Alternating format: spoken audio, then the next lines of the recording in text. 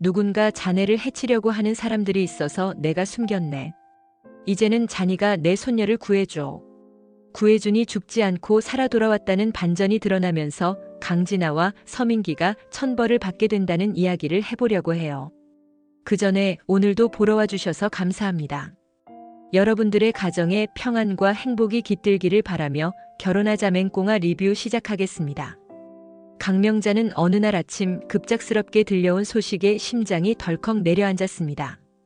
갑작스러운 연락은 임순희의 행방불명이라는 충격적인 내용이었습니다.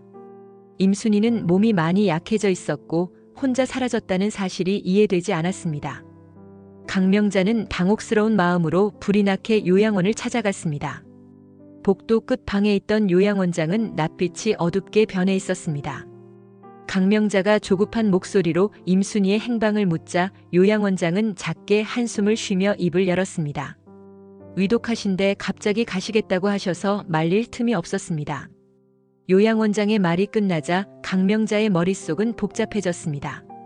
임순희가 왜 그렇게 무리하게 퇴원 서류를 챙겨 떠났는지 알 수 없었습니다. 혹시 무언가 숨겨야 할 일이 있어 그런 것은 아닌지 걱정이 커졌습니다. 강명자는 흔들리는 눈빛을 애써 가라앉히려 했습니다. 다른 방의 간호사가 조용히 다가와 요양원장과 귓속말을 주고받았습니다. 요양원장은 다시 강명자를 향해 고개를 돌렸습니다. 언제부터 준비를 하셨는지 모릅니다만 무언가 간절히 지켜야 할 사람이 있다고 하셨어요. 요양원장의 이 마지막 문장은 강명자의 가슴에 더욱 큰 불안을 안겼습니다. 임순희가 꼭 지켜야 할 사람이란 누구를 말하는 것인지 궁금했습니다. 강명자는 임순희가 지낼 법한 곳들을 떠올리려 애썼습니다. 강명자와 임순희가 함께 머문 기억이 있는 시골집 또는 예전에 요양을 위해 잠시 묵었던 산촌, 모든 가능성을 염두에 두고 수소문을 시작했습니다. 설마 위험한 일을 벌이는 건 아니겠지? 강명자의 걱정이 머릿속을 떠나지 않았습니다. 평소 임순희가 가족에게 폐를 끼치지 않으려 무던히 애를 쓰던 사람이었기에 이번 무모한 행동의 배경이 더욱 미스터리하게 느껴졌습니다. 요양원에서는 더 이상 얻을 만한 단서가 없었습니다. 강명자는 헛헛한 마음으로 밖으로 나왔습니다. 문 앞에서부터 불어오는 찬바람이 유난히 차갑게 느껴졌습니다. 위독하셨다는데 어쩌면 좋지? 강명자의 중얼거림이 텅 빈 복도를 맴돌았습니다. 그녀는 아무리 생각해도 임순희가 그렇게 갑자기 사라진 이유를 알 수가 없었습니다. 어떤 일이 그녀를 그렇게까지 몰아갔는지 마음속에 떠오르는 불안한 예감을 떨쳐낼 수 없었습니다. 임순희를 찾아야 한다는 절박함이 강명자를 더욱 재촉했습니다. 안간힘을 쓰듯 걸음을 서두르면서 그녀는 수많은 의문과 함께 마음속에 피어오르는 불길한 예감을 애써 떨쳐내려 했습니다. 외딴 요양원 별채 안쪽은 쓸쓸한 공기가 맴돌았습니다. 내부 복도는 조도가 낮아 어둑했고 벽과 마룻바닥에서는 오래된 나무 냄새가 났습니다.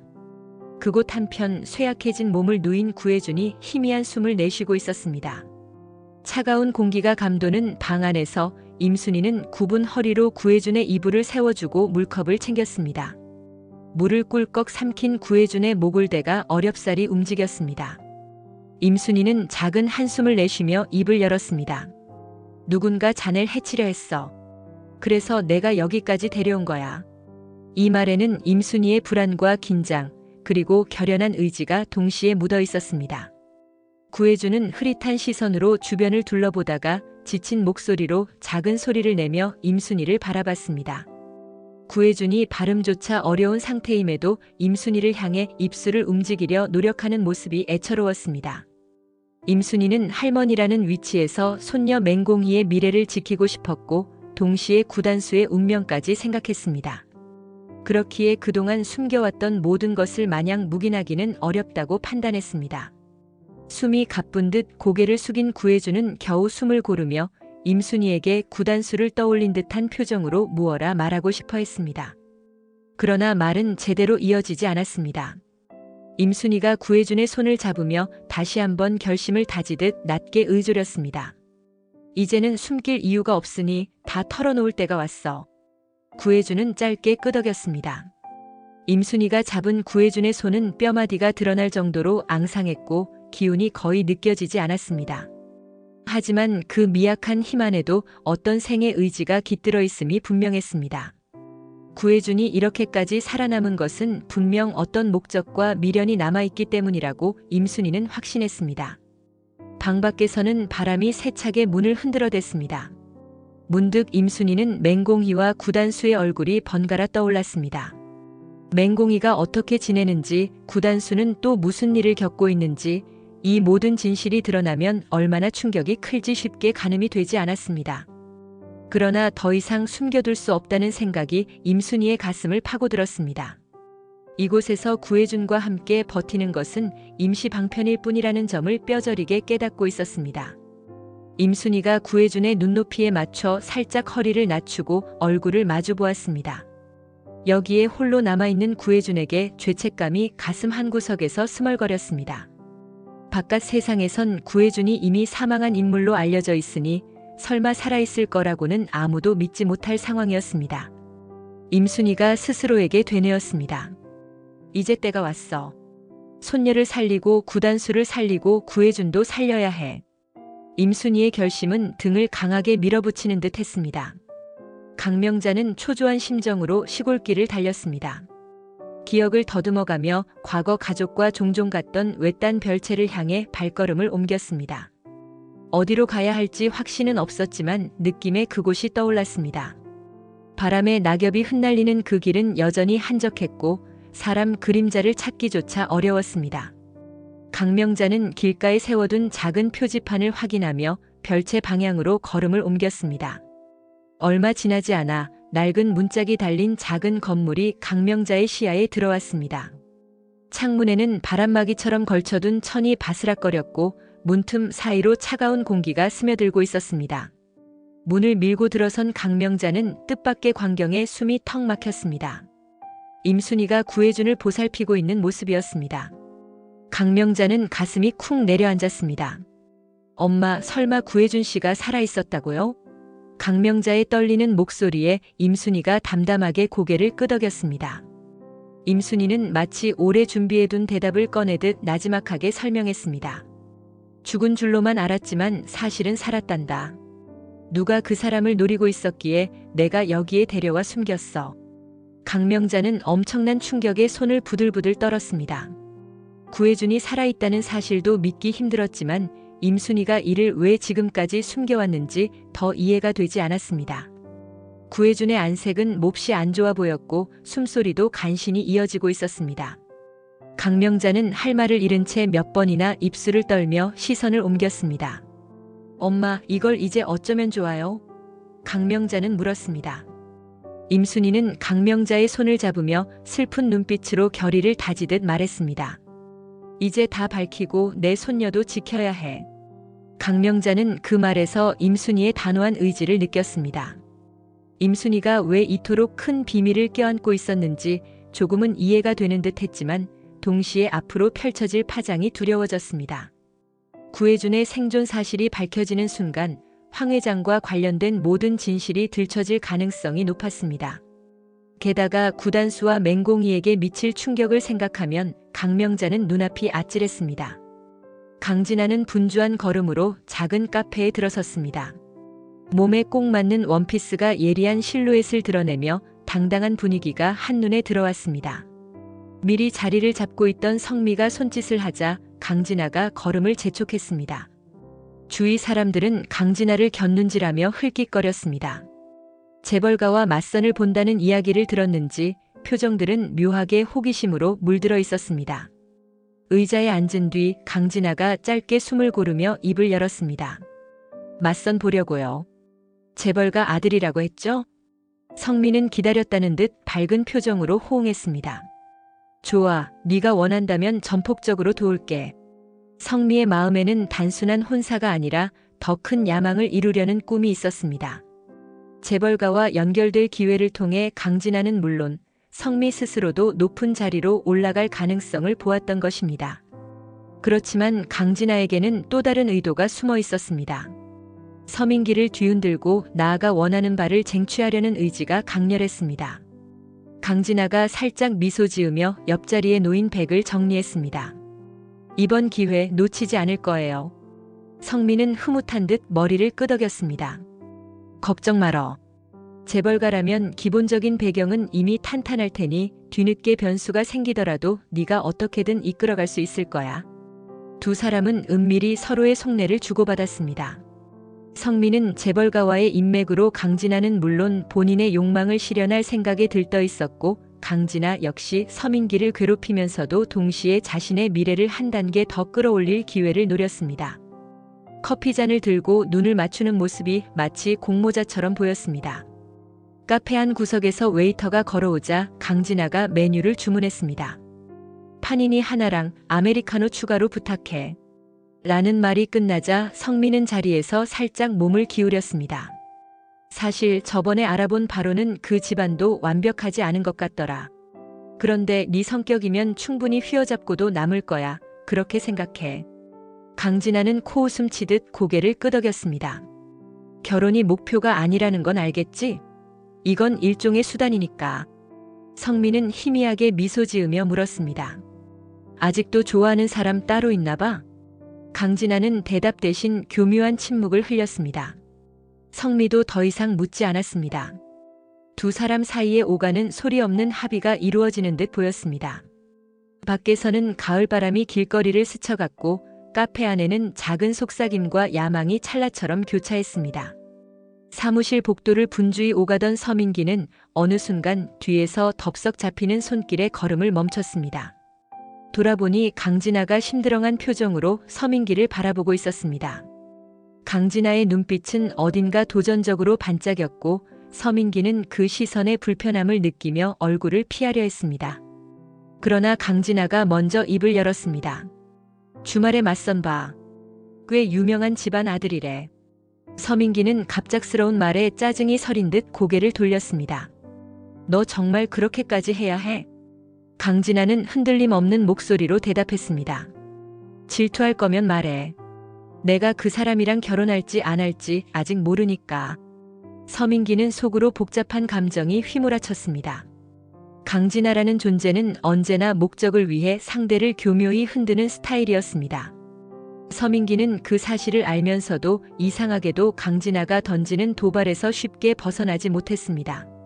서민기는 한숨을 쉬며 대답 없이 강진아를 바라보다가 슬쩍 시선을 바닥으로 내렸습니다. 강진아는 서민기의 반응을 재미있다는 듯 살폈습니다. 그 순간 확실히 나랑 헤어지고 맹공이랑 결혼한 걸 아직도 후회하는 건가? 라는 말이 미묘하게 서민기의 뇌리를 스쳤습니다. 강진아가 그 말을 직접 입에 담지는 않았습니다. 대신 강진아의 표정은 서민기에게 은근한 압박을 주었습니다. 복도에 오가는 동료들이 힐끔거리는 시선을 느낀 서민기는 더욱 어색해졌습니다. 할 말 다 했으면 이만 서민기가 작게 중얼거리자 강진아가 미소 띤 얼굴로 자리를 비켰습니다. 그래, 할 말은 다 했어. 주말에 뭐 하는지 궁금해졌어, 갑자기. 두 사람이 엇갈려 지나치자 서민기는 뒤늦게 복도의 끝을 바라봤습니다.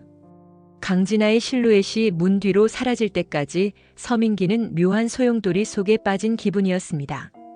마음 한편에서 괜히 흔들리지 말자라고 다짐했지만 다른 한편에서는 옛날 감정이 미세하게 흔들리는 기운이 들었습니다. 한편 주말에 있을 맞선 이야기가 사내에 조금씩 퍼져나가는 것 같았습니다. 동료 직원들이 수군대는 소리가 서민기의 귀에 어렴풋이 들렸습니다. 그들이 말하는 내용은 강진아가 재벌가랑 맞선을 본다더라는 이야기였습니다. 서민기는 심란한 기분을 숨긴 채 허둥지둥 자리를 옮겼습니다. 머릿속에서는 강진아의 마지막 말투와 표정이 계속해서 떠나지 않았습니다. 서민기는 저녁 무렵 퇴근 준비를 하며 휴대폰을 확인했습니다. 정주리와 식사 약속이 있다는 걸 맹공이에게 미리 알려야 했습니다. 몇 시간 전 통화에서 정주리가 직접 저녁에 간단히 밥 한 끼 먹자고 했는데 업무 얘기도 겸할 겸 나가보려 했습니다. 서민기는 자리에서 일어나면서 맹공이에게 전화를 걸었습니다. 맹공이는 상대방이 서민기라는 걸 확인하고 부드러운 목소리로 받았습니다. 네, 민기 씨. 퇴근하세요? 서민기는 살짝 망설이다가 말했습니다. 오늘 좀 늦어. 엄마랑 식사 약속 있어. 그러자 맹공이가 작게 숨을 고르며 대답했습니다. 회사 일도 바쁘신데 무리하지 마세요. 서민기는 별일 아니라는 듯 얼버무렸습니다. 괜찮아. 전화를 끊고 난 뒤 서민기는 잠시 멍하니 창밖을 바라봤습니다. 맹공이의 마지막 말이 머릿속을 맴돌았습니다. 그래도 건강은 챙겨야 해요. 우리 애기 아빠니까. 그 한마디가 서민기의 가슴을 누르듯 여운을 남겼습니다. 서민기는 자신도 모르게 목이 탁 막히는 기분을 느꼈습니다. 맹공이의 다정한 배려는 오히려 서민기에게 미묘한 죄책감을 안겨주었습니다. 사무실을 나서 엄마와 만나기로 한 식당으로 향하는 길, 서민기는 생각에 잠겼습니다. 요즘 들어 맹공이에게 괜스레 자주 짜증을 내고 있다는 걸 스스로도 느꼈습니다. 내부 갈등이 많아질수록 맹공이에게는 되려 무뚝뚝해지는 모습을 보였습니다. 과연 이런 태도가 옳은 건지 서민기는 쉽게 결론을 내릴 수 없었습니다. 식당에 도착해 정주리를 만났지만 대화를 나누는 동안에도 서민기의 머릿속은 혼란스러웠습니다. 맹공이가 걱정 어린 목소리로 했던 말이 자꾸만 귓가에 맴돌았습니다. 밤늦게야 집에 돌아오게 된 서민기는 자고 있는 맹공이를 깨우지 않으려 조심스럽게 현관문을 열고 들어갔습니다. 조용한 거실에서 한숨을 내쉰 뒤 휴대폰을 내려다봤습니다. 서민기는 머릿속에서 복잡한 그림을 지워버리고 싶었습니다. 쌓여가는 불안감은 아직 구체적이진 않았지만 맹공이를 대할 때마다 스스로에게 실망하게 되는 묘한 감정이 커져가는 듯 했습니다. 구단수는 낡은 요양원 건물을 찾기 위해 마을 이곳저곳을 헤매다가 임순이로부터 받은 주소를 따라 외딴 별채 앞에 섰습니다. 기이하게도 문이 굳게 잠겨 있지 않아 구단수가 안으로 들어서자 곧장 매캐한 습기가 피부에 와 닿았습니다. 별채 안은 전력이 약한지 불빛이 어둡고 작은 환풍기 소리가 희미하게 들렸습니다. 안쪽 방으로 들어가자 침상 위에 누워있는 한 사람이 보였습니다. 자세히 보니 구혜준이라는 이름이 낯설지 않음을 구단수는 직감했습니다. 구단수는 숨을 크게 들이쉬며 가까이 다가섰습니다. 그러다가 문득 구혜준의 얼굴이 자신과 닮은 구석이 있다는 것을 깨달았습니다. 심장이 왈칵 쿵 내려앉았습니다. 아버지 살아계셨군요. 구단수 입에서 무심결에 나온 말이었습니다. 구혜준은 숨을 고르며 구단수를 향해 약간의 시선을 맞추려 노력했습니다. 기력이 몹시 쇠약해 보였고 목소리는 거의 들리지 않을 정도였습니다. 임순이가 옆에서 구혜준의 이불을 정리하며 말했습니다. 이제야 만났구나. 늦었지만 잘 왔다, 단수야. 구단수는 복받치는 감정을 애써 억누르려고 했지만 이미 마음이 들끓었습니다. 그동안 자신이 엄마에게 받은 상처, 황 회장에게 들었던 말들, 그리고 아버지는 세상에 없다고 믿었던 지난날이 주마등처럼 스쳐갔습니다. 구혜준은 힘겹게 입술을 움직이며 말했습니다. 어머니가 네 엄마를 내쫓았어. 널 지켜주고 싶었지만 내 힘이 안 됐다. 구단수는 그 말을 듣는 순간 분노와 슬픔이 뒤섞여 가슴이 저려왔습니다. 아버지를 향한 원망, 엄마를 향한 오해, 모든 복합적인 감정이 한꺼번에 밀려드는 느낌이었습니다. 구단수가 비틀거리며 한 발짝 물러서자 임순이가 구단수를 부축하려 했습니다. 그동안 엄마가 날 버렸다고 믿었어요. 그런데 그게 아니었다니. 구단수의 목소리는 떨렸습니다. 수많은 밤을 눈물로 지새우게 했던 과거가 황 회장이 만들어낸 거짓에 기초했다는 사실의 충격을 금치 못했습니다. 구혜준은 목이 메인 듯 또다시 천천히 숨을 들이쉬었습니다. 조금만 더 얘기를 나눌 힘이 남아있는지 알 수 없었지만 구혜준은 간절하게 무언가를 이야기하려고 했습니다. 방 안 공기는 적막하게 가라앉았습니다. 임순이는 묵묵히 옆에서 손수건을 꺼내 구혜준의 땀을 닦아주었습니다. 구단수는 여전히 마음이 어지러웠지만 한 가지는 분명해졌습니다. 진실을 알게 된 이상 더는 황 회장을 그대로 용서할 수 없으리라는 결심이 서서히 자리 잡았습니다. 구단수는 요양원 별채를 나와 곧장 황 회장의 저택으로 향했습니다. 황 회장은 거실에 앉아 서류를 검토하고 있었습니다. 구단수가 들어서자 황 회장이 고개를 들었고 두 사람의 시선이 공중에서 맞부딪혔습니다. 황 회장은 묘하게 굳어진 표정으로 구단수를 바라봤습니다. 그러자 구단수가 먼저 입을 열었습니다. 할머니, 아버지 만나고 왔어요. 그리고 왜 저한테 엄마가 날 버렸다고 거짓말했는지 이젠 다 알겠어요. 황 회장은 순간 놀란 기색이 역력했지만 이내 얼굴을 가다듬었습니다. 네가 어디서 그런 말을 듣고 왔는지는 모르겠다만 어쨌든 나쁜 의도로 그런 건 아니었어.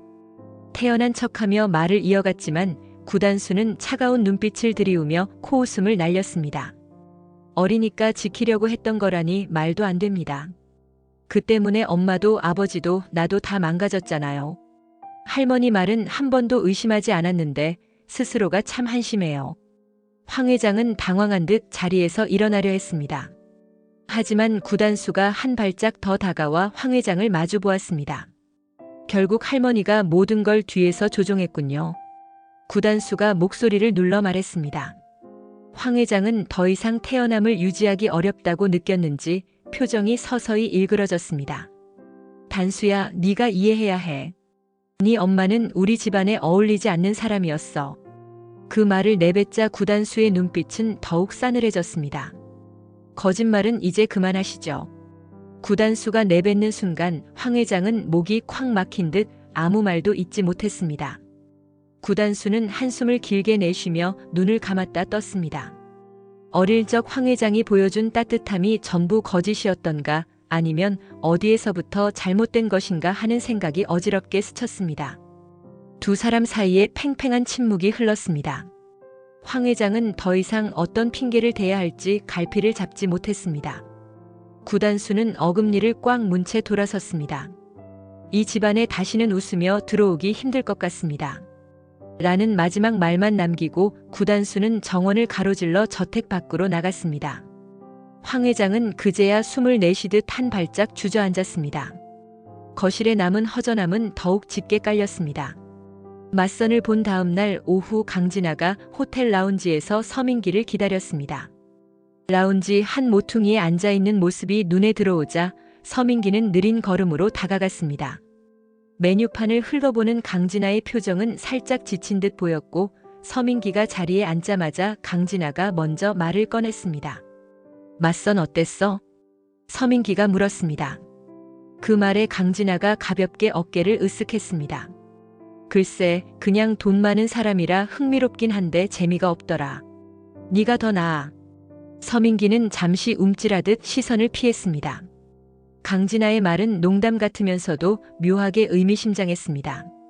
서민기는 자기 안에서 불쾌감과 질투심이 교차하는 걸 느꼈습니다. 지난 시절 강진아와 맺었던 감정이 다시금 고개를 드는 듯 했습니다. 왜 나한테 이런 말을 해? 서민기가 낮은 음성으로 물었습니다. 강진아는 장난기 어린 눈빛으로 미소 지었습니다. 아직도 날 신경 쓰고 있잖아. 그러니까 내가 말해주지. 난 언제든 내 의지대로 움직일 거라고. 서민기는 그렇게 직설적인 말투에 마음이 흔들렸습니다. 맹공희와 결혼했음에도 불구하고 강진아와의 과거는 아직 완전히 지워지지 않았다고 스스로도 느꼈습니다. 옅은 자괴감과 불안감이 동시에 엄습했습니다. 강진아는 쓴웃음을 지으면서 레몬티를 한 모금 마셨습니다. 그리고 서민기의 얼굴을 마주 보았습니다. 네가 선택한 길이니까 나도 뭐라 할 순 없지만 적어도 내 앞에서 흔들리는 기색은 숨기지 못하는 것 같네. 서민기는 언성을 높이고 싶었지만 라운지라는 장소 때문인지 꾹 참았습니다. 대신 움켜쥔 주먹이 미세하게 떨리고 있었습니다. 두 사람 사이에는 오래된 감정의 찌꺼기가 남아 있었습니다. 강진아에게는 이 상황이 흥미로운 놀이터와도 같았고 서민기에게는 자꾸만 빠져들면 안 된다는 경고음이 울리고 있었습니다.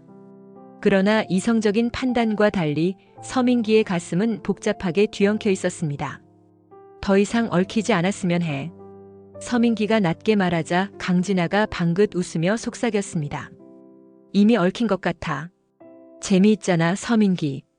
그 말은 서민기를 더욱 답답하게 만들었습니다. 테이블 위에 놓인 찻잔 사이로 흘러나오는 음악 소리가 두 사람의 위험한 대화를 은밀하게 감싸는 듯 했습니다. 다음 날 사무실 복도는 점심시간이라 사람들로 북적였고 맹공이는 서류를 들고 팀원들과 간단한 미팅을 마친 뒤 차 한 잔을 마시러 움직였습니다. 그때 강진아가 일부러 맹공이를 옆으로 불러냈습니다. 맹공이는 강진아가 요즘 서민기와 얽혀있다는 소문에 대해 진작부터 마음이 편치 않았지만 굳이 티내지 않으려 애썼습니다. 강진아가 살짝 비아냥거리는 미소를 지으며 말했습니다.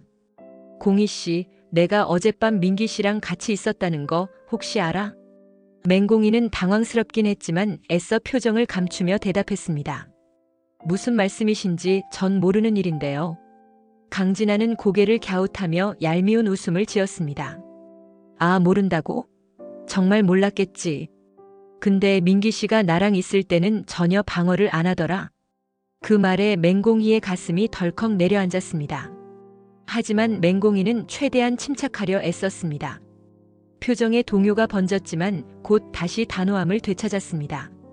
강 팀장님, 그 얘기를 저한테 굳이 하는 이유가 뭘까요? 맹공이의 말투는 예의를 갖추되 분명한 태도를 보여주었습니다.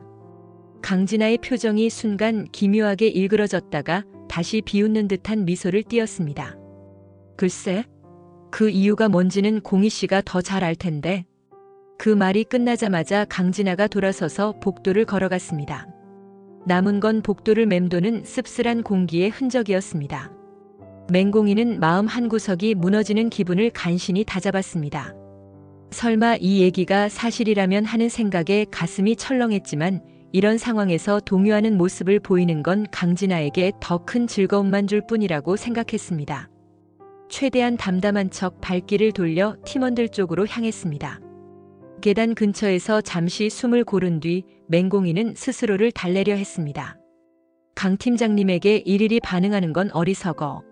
민기 씨를 믿어야지라고 머릿속으로 다짐해봤지만 다른 한편에서는 이미 균열이 시작되고 있었습니다.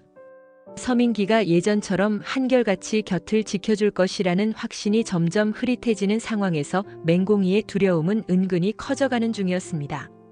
밤이 깊어 문을 잠근 집 안은 고요했습니다. 맹공이는 거실 소파에 앉아 휴대폰을 계속 들여다봤습니다. 서민기가 조금 전 연락 없이 돌아온다는 메시지를 보낸 뒤 소식이 없었기 때문이었습니다.